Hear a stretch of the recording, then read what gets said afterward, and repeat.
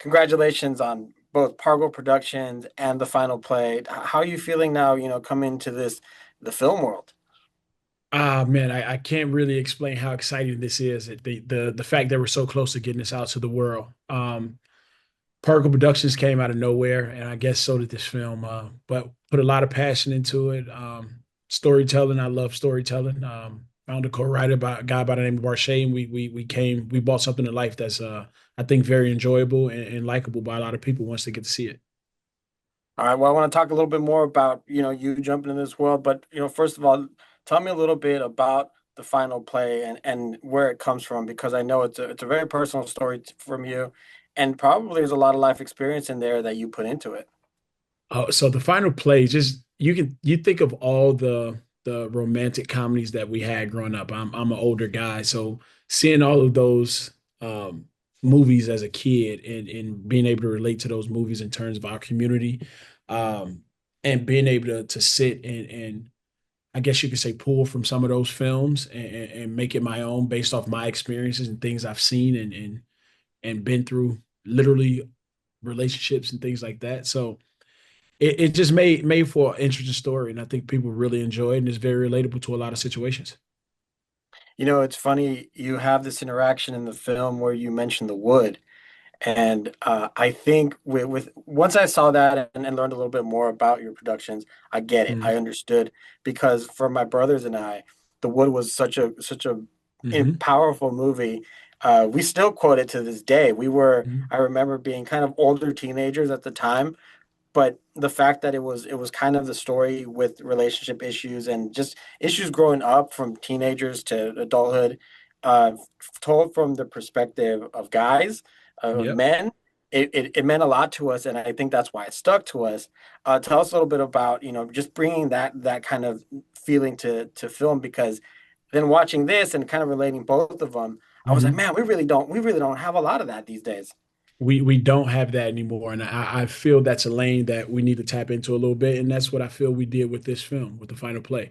But the wood, me making that a part of this film was really big for me because that's my all-time favorite movie. I saw something on social media that said if it's any movie in the world you can quote 80% of, you get $1 million or something. I would probably get 95% of the wood. That's how much I watch it. I'm that is my movie. I love the friendships in that movie. I love the relationships in that movie. I love everything about the wood, and hopefully people can see a piece of that in the final play. Yeah, because it's not so often that you get to see, the you always see the group of female friendships, which is fine, which is Hmm. great. But you don't really get to see the vulnerable guys, really, and what they talk Absolutely. about, what we talk about at the bar or when we go and hang out, and you have the married friend, you Hmm. still have one that's kind of crazy out there, and then one's trying to figure it out. How fun was that to for you to be able to bring that to film?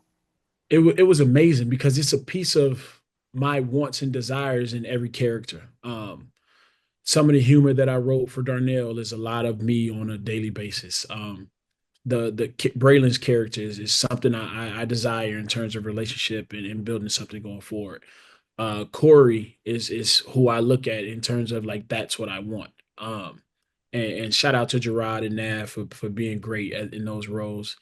And Gerard's been an actor for a very long time, been a friend of mine, so he's guided me a lot of ways on that set to help me with a lot of different things. And you don't really get that interesting dynamic from a man's perspective in terms of relationships and how we see things. And I don't want to give much of the film away, but it's a breaking point in there where you see how men think of some situations.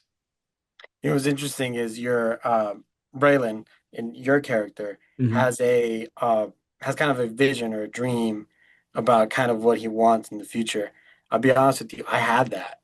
I had that Ha. had that very similar a similar kind of daydream thing. It was me, it was a church convention, and it was with the little girl, but I never saw the faces. And Oh, so wow. and so when I finally was able to have that, it meant the world to me to kind of seeing your character, have Mm. that. It was very surprising to me because I was like, okay, I'm not the only one who had something like that. Tell me about Braylon really and how much you put that in from you. So I think Um, I wrote that part from athletes, I guess you can say background, I guess, because a lot of women in today's world think athletes just want a ton of women, want a ton of women over and over. But what we really want is a family, wife, and something stable. It's just hard to see what that looks like when you're at some of the level of some of these athletes. I was able to reach that level of the highest of the highs, but um, I think that's something that a lot of men look at and desire, that's overlooked by a lot of people in the world. I think as men, we know that men around us want these things, but I don't think women know to the level that men want these things. The desire of a family and someone that a place to call home is really big, not just for me, but like you said, for you. This is something you've seen yourself. And when I wrote it, I just wanted people to feel that same thing that I felt or see it the same way. And for you to say that you had that same dream was amazing, man. That just made me feel great about what we did with this. Yeah, it really, really happened for me, and it meant a lot to see it on screen. Tell me, what was that like for you? What was that transition from you to from going to from basketball and stardom, and then and then kind of slowing down, kind of like what we see with Braylon. But what was that personal experience for you?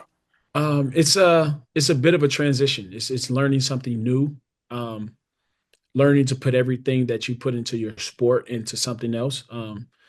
That's a part of what this film was about. Me finding something else to do after basketball or along the lines that I can pour my energy into, like I did with practice and working out and all of that stuff. And like I said, Gerard was big, and he's always said that to me. Everything that you put into basketball, you put into this, you're gonna be fine. And that was the goal, is just to come in, learn, be humble, because this is my first time like on a set where I'm like, yo, look at these cameras. What is going on? I was a little shocked when I first saw it, but it was exciting.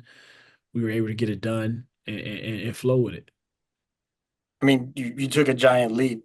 I mean, it. production company, writing, starring. Tell me about some of the growing pains because we know we got them. Ooh, ooh, Uh, ooh, for any of sure. them that stick out? For sure, some growing pains. One of the biggest things is that when I was writing this, I didn't understand the dynamics of writing a film, everything that comes into play, hair, makeup, wardrobe. I didn't know that you needed someone for everything. I didn't know about a first AD, a second AD. I didn't know all of these things. So it's I'm sitting down. I had a budget in mind, and safe to say that budget got bust really quick. Um, and turns out I didn't even know about post production. I didn't understand that. When I first started this, I was saying that I would spend X amount of dollars, which wasn't very much, and use a bunch of people that wanted to be in film or modeling or something. And if someone gets an audition off of it, that's a win for me. I would never had a thought of um, going as big as it is. And then it just kept growing and growing and growing. And then I heard the first table read for the first time, and people actually loved this role, which not this role, but this film script rather. It was, I want to say, it was four people at the table read that got roles in the film, which is Vanessa, which she plays Renee, Nav Green, who plays uh, Darnell, uh, Aaron Goldenberg, who plays what is Aaron's name? Oh my God, I can't remember Aaron's name in this film. Is it Rick? He's the guy that talks about the their film, Gia's film within the film. I can't Mm. remember Aaron's name. It's not. It may be Rick. I'm not sure, but they within the first couple words, it was like, yo, this is what it's supposed to be, and it turned out great. Yeah, it's really cool. And then tell me about the moment when you first saw it on the big screen, because that's quite the milestone. The first time we saw it, I wanted to. It was like a Christmas gift to the cast and crew. Currently still playing, I guess you could say, but I was in the middle of the season, but we had a break over Christmas. So Valentina, producer who's been very instrumental in this thing from the day one all the way through. Um, and my good friend Ernestine, who's a producer as well. She is based in Atlanta, and I said, yo, let's give a gift to everyone that was a part of it, and let's have a screening in Atlanta. It was December 22nd. So it was like a Christmas gift, and we found out the film wasn't ready to be shown to the world yet, but but everyone in that setting understood because of the friendships and relationships we built on set, and they thoroughly enjoyed it. Thoroughly enjoyed it. So that was an exciting time. I can't let you go without talking about your wonderful director, Talia Breon. Tell me how she made all this work. Talia. Oh my goodness, that woman is a godsend. She's amazing because I didn't understand the value of a director because I had never done it. Um, I was connected to Talia, and I didn't know like the direction she had. I didn't know how much she loved the script or anything. But when we had the table read, she came. She was like, "Yeah, I'm going to come to the table read," and she's probably gonna kill me for saying this. Uh, we are setting up for the table read, and Talia introduced herself, and she was like, I'm Talia Breon. I'll be directing this film." And me and Valentina, who's been around since day one, we look at each other like, "Oh," because we weren't sure that she was locked in. But when she said that, we was like, "Okay, we got Talia." It's like, okay, this is where we're going. So her energy on set, her desire to get what she wants, her willingness to be patient. And don't get it twisted. Talia's a bulldog. She's gonna get what she needs, and she's gonna make sure everyone is on point. And I love Talia for it. I think we've built a great friendship going forward, and it won't be a film that I'm a part of that I won't check to see if she's available for. All right. Well, yeah, that's actually where I want to wrap up, which is Pargo Productions. You've got your first film. What do you have in mind for what's next? How much more excited now are you now you got your feet wet and going forward? Oh man, I'm writing more scripts right now. I have several in the works, probably upwards of four in the works right now, and just trying to build them out and make them relatable and make people enjoy them the way that I think that people will enjoy this first one. Awesome. And right before I let you go, you're a basketball guy, of course. Um, Tell me about that ending last night. Give me your thoughts real quick on that I recreation of that '95 final of get a playoff This game. is the craziest thing about it is that my brother's a coach for the Indiana Pacers. Oh, So okay. I was sitting watching the game, um, and it was 105, 119. I'm like, it's 2 minutes, 30 seconds. This game is over. But out of nowhere, it was shot after shot after shot, and it had to be heartbreaking for the fans up there to see the way that game unfolded. But it was exciting to see. It was anytime you see a great game, it's always exciting, and I'm here for all the great games. Enjoyed it, and shout out to the Pacers for pulling it out. Yeah, 100%. Jeremy, thank you so much for spending a few minutes with me. I'm very excited to see, where Pargo Production goes from here. You always have my support. Next film, next two films. If you do a series, let's talk about it. It was I nice to meet you. appreciate it. Thank you. Good meeting you as well. Take care.